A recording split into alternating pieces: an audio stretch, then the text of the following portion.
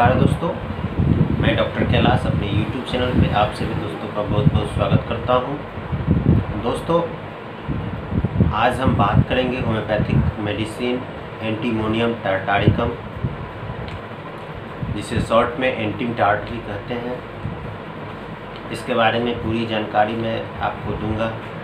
ये हमारे बॉडी के किन किन पार्ट्स पे वर्क करती है और इसके क्या क्या साइन एंड सिम्टम्स है जो बीमारियों में देखने को मिलती है, और इस मेडिसिन के थ्रू आप कौन कौन सी बीमारी से छुटकारा पा सकते हैं। तो चलिए दोस्तों, शुरू करते हैं एंटीमोनियम टार्टारिकम। दोस्तों, इसका कॉमन नेम है टार्टरिक एंटेमिक। ये मिनरल किंगडम की दवा है।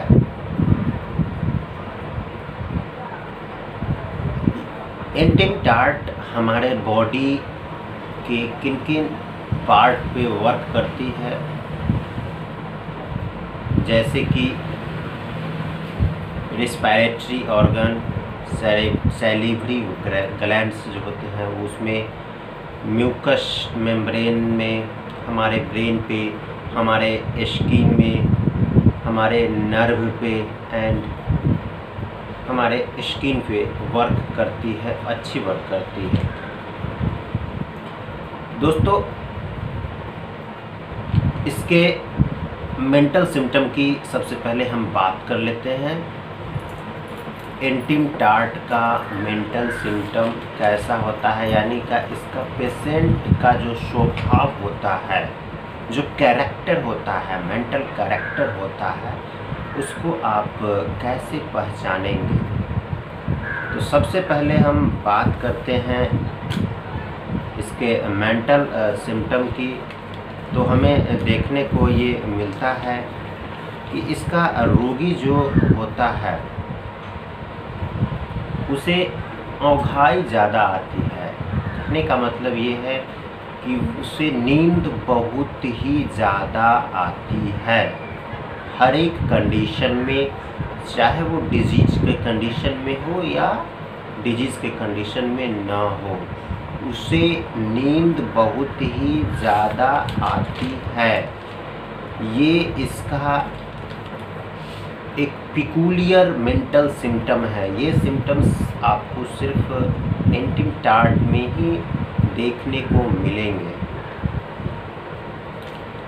दोस्तों, इसका एक और मेंटल सिम्टम है। इसमें पेशेंट को चक्कर आता है, यानी वर्टिगो होता है जब भी वो आंखें बंद करता है, या जब कभी भी वो चलता है, जब वॉकिंग करता है और उसकी आंखें फरकती है, फ्लिकरिंग करती है। ये पलक जो है बार बार ऐसे ऐसे फ्लिकरिंग करती है, फरफराना जिसे कहते हैं। उस कंडीशन में अगर ज़्यादा फ्लिकरिंग होता है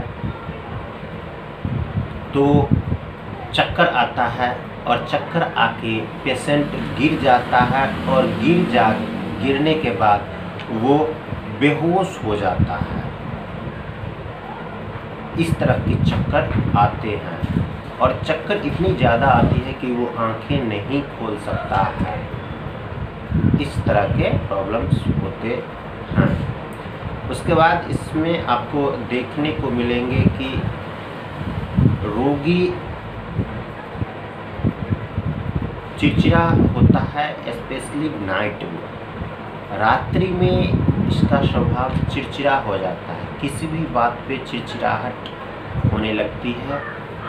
उसके बाद हर समय ये ठीक रहेगा, लेकिन शाम होते होते इसका जो मेंटल कैरेक्टर है, इसका कोई भी बीमारी अगर अटैक करता है तो स्पेशली शाम में 3 बजे अटैक करता है, ये आपको कॉमन सिम्टम्स भी इसका कह सकते हैं। एक एंटिमटाट का एक कॉमन सिम्टम भी ये है कि जो भी डिजीज़ एग्रावेट करते हैं वो शाम में 3 बजे एग्रावेट करते हैं, और उस समय शाम में ये बेचैन हो जाता है, रेस्टलेसनेस हो जाता है और क्रोधित भी रहता है। ये आपको शाम में ही ऐसा कंडीशन होता है। उसके बाद क्या होता है कि जब कभी भी वो सो के उठता है तो उसका माइंड जो होता है वो कंफ्यूज्ड रहता है। हर समय नहीं, लेकिन जिस समय सो के उठता है उस समय माइंड कंफ्यूज रहता है। इसका मैंने पहले ही बताया है कि ये रोगी मेंटल सिम्टम जो होता है एंटिमटाट का, उसमें रोगी हमेशा सोना चाहता है, नींद बहुत ज़्यादा इसको आती है, यानी कि ब्रेन में इसका बहुत अच्छा रिजल्ट है। इस तरह के अगर कंडीशन अगर आपको देखने को मिले इन एनी डिजीज, किसी भी डिजीज़ में अगर मेंटल सिम्टम इस तरह के दिखने को मिले, उसके कारण उस डिजीज़ के साथ साथ ये सब मानसिक लक्षण पेशेंट का अगर आपको दिख रहे हैं तो आप एंटिमटाट का प्रयोग कर सकते हैं। डिजीज़ के स्थिति के अनुसार आप दवा का पोटेंसी भी चुनाव कर सकते हैं। दोस्तों, अब इस आते हैं कि एंटिमटाट का क्या क्या गाइडिंग सिम्टम्स है, यानी कौन कौन से इसके चारित्रिक सिम्टम हैं, कैरेक्टरिस्टिक सिम्टम हैं, जो स्पेशली एंटिमटाट में ही देखा जाता है। कैरेक्टरिस्टिक सिम्टम्स की बात हम करते हैं। सबसे पहला इसका जो कैरेक्टरिस्टिक सिम्टम है वो ये है कि ये आपको जो भी बीमारी आती है,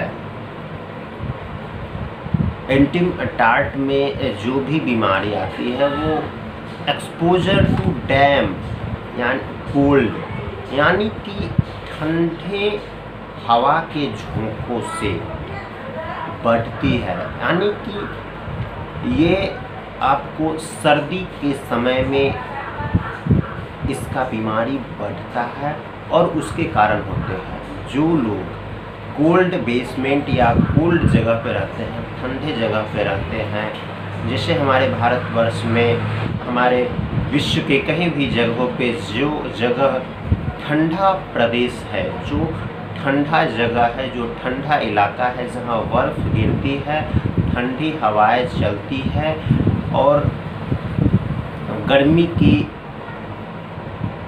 आशंका बहुत कम होती है, गर्मी बहुत कम रहती है, कोल्ड ज़्यादा रहता है। या कोई वर्कर है, मजदूर है, अगर कोल्ड स्टोरेज में काम करता है, ठंडे फैक्ट्री में काम करता है, जैसे आइसक्रीम की फैक्ट्री हो गई, कोल्ड स्टोरेज हो गए, कोई गोदाम है जिसमें ठंडा ज़्यादा रहता है, या ठंडी हवाओं के झोंके से इसका बीमारी बढ़ता है और होने के चांसेस रहते हैं।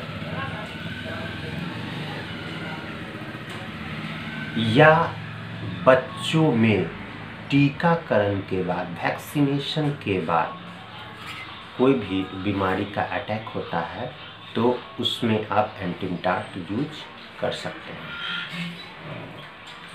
अगली सिम्टम्स है कि इसमें जो म्यूकस मेम्ब्रेन में हवा का जमाव ज़्यादा हो जाता है, जिसके कारण हमारे फेफड़े में जैसे लगता है कि कुछ अटका हुआ है, कुछ बैठा हुआ है, जिसके कारण रोगी को खांसी ज़्यादा होती है और खांसते खांसते वो बेचैन हो जाता है, बेहोश हो जाता है। फिर भी उसमें थूकने पे बलगम या एयर नहीं पास करता है और सांस लेने में घड़घड़ाहट की आवाज़ होती है, रैटलिंग साउंड होता है। ये भी इसका एक पिकुलियर सिम्टम यानी कैरेक्टरिस्टिक सिम्टम है। नेक्स्ट है कि जब भी डायरिया होता है तो उसके साथ साथ अल्टरनेट कॉन्स्टिपेशन भी रहता है। अगला सिम्टम्स है इसका वोमिटिंग और नोज़िया जो प्रेजेंट होती है, उसके साथ साथ कोल्डनेस रहता है, चेहरे पे पसीना रहता है। उसके बाद पसीने के कारण चेहरा पीला हो जाता है या खांसने के बाद रेस्टलेसनेस महसूस ज़्यादा होता है। फेफड़े में डीऑक्सीजनेटेड ब्लड प्रवेश करने से कायनोसिस की कंडीशन भी हो जाती है। गाइडिंग सिम्टम यानी कैरेक्टरिस्टिक सिम्टम है कि एंटीडार्ट का पेशेंट को एप्पल खाने की इच्छा ज़्यादा होती है और जो एसिड्स फ्रूट होते हैं, जो खट्टे फल होते हैं, उसे खाने की इच्छा ज़्यादा होती है, जैसे नींबू वगैरह हो गया, ये सब खाने की इच्छा ज़्यादा होती है। और इसको तंबाकू और दूध पसंद नहीं होता है। इसको हार्ड लीकर ज़्यादा पसंद होता है, जैसे कोल्ड ड्रिंक्स, वाइन, अल्कोहल, जो स्ट्रॉन्ग लीकर है उसकी इच्छा ज़्यादा होती है। ठंडे पानी की पीने की इच्छा ज़्यादा होती है, बहुत ज़्यादा इच्छा होती है। उसके बाद अगर हम बात करते हैं तो वोमिटिंग जो होता है, रोगी को हर स्थिति में, हर पोजीशन में होता है। दाहिनी तरफ झुकने से वोमिटिंग रिलीफ होती है और कोई भी स्टेज हो, any stage in any position vomiting present रहता है, उसमें ये एग्रावेशन होता है। लेकिन दाहिनी तरफ अगर झुकती है तो वोमिटिंग में रिलीफ मिलता है। वोमिटिंग के कारण पेशेंट सुस्त हो जाता है, बेचैन हो जाता है, रेस्टलेसनेस में रहता है, वो बेहोश हो जाता है। जब वोमिटिंग होता है तो अगर आप रोगी का टंग देखेंगे, जीभ देखने के लिए फिजिकल एग्जामिनेशन जब आप करेंगे तो उसमें आपको थिक कोटेड एकदम मोटा सा लाल रंग का तिरछा तिरछा नुमा मिडिल टंग में रेड कलर का तिरछा नुमा और चारों तरफ से मोटा और उजला कलर आपको रहेगा और बीच में रेड रहेगा और जैसे छित्ती टाइप का जो है सो उसमें उजला उजलापन रहता है, ये आपको रहता है। और उसके बाद जब वोमिटिंग होता है तो उसे प्यास बहुत ज़्यादा लगती है, थोड़ा देर पर बहुत ज़्यादा पानी पीता है और उसके तुरंत बाद आधे घंटे के बाद उसे पसीना भी बहुत आता है। चेहरा जो होता है पसीने से ठंडा हो जाता है। चेहरे छूने पे यानी बॉडी को भी छूइएगा, टच कीजिएगा तो आपको बहुत ज़्यादा ठंडा महसूस होगा।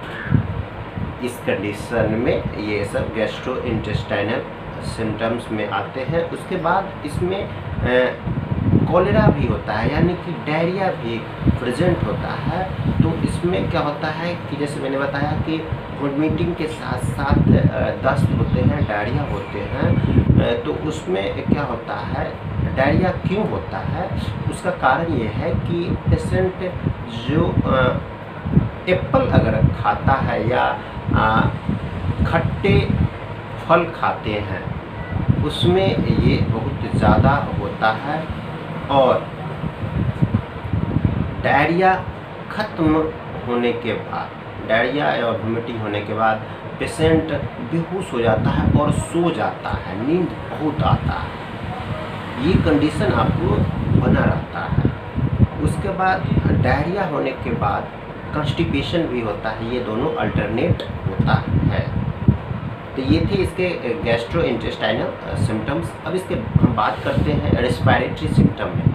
तो दोस्तों रेस्पिरेटरी सिस्टम की अगर हम बात करें तो जो बेबी होते हैं आफ्टर बर्थ, आफ्टर जन्म लेने के कुछ ही देर के बाद उसमें काइनोसिस प्रेजेंट हो जाती है, यानी ऑक्सीजन की कमी होती है, डीऑक्सीजनेटेड ब्लड का सप्लाई होने लगता है और घरघराहट ज़्यादा रहता है, और एस्फैक्सिया नियोनेट्रम की एक टर्म है उसको यूज करते हैं, जिसमें डिज़निया प्रेजेंट होती है, सफोकेशन होता है, पल्पिटेशन ज़्यादा हो जाता है और घरघराहट की आवाज़ आती है, बच्चा रोता भी नहीं है जन्म लेने के बाद। उस समय ये जो कंडीशन है एंटिम टार्ट की बहुत ही मार्केबल कंडीशन है, यानी कि नवजात शिशु के लिए जिसमें रिस्पायरेटरी प्रॉब्लम्स हो, सांस लेने में घरघराहट हो, काइनोसिस प्रेजेंट हो जाए, डीऑक्सीजनेटेड ब्लड सप्लाई हो, उसके कंडीशन में उसका चेहरा पीला होने लगे और उस पर पसीना भी आने लगे, तो उसमें ये बहुत ही अच्छी वर्क करती है। उसके बाद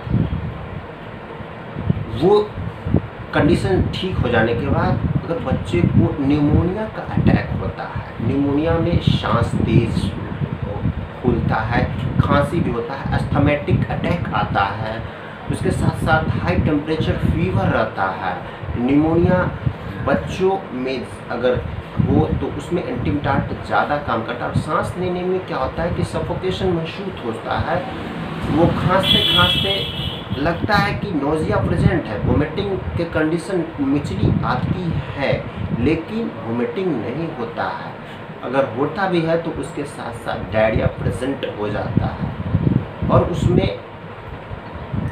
उसको घरघराहट सी महसूस होती है। अगर बच्चा ब्रेस्ट फीडिंग करता है, दूध पीता है, तो दूध पीने के समय भी घरघराहट सी महसूस होती है और दूध पीने के तुरंत बाद वो वोमिटिंग कर देता है, यानी कि जो भी दूध पीता है वो निकल जाता है ड्यू टू एक्यूमुलेशन ऑफ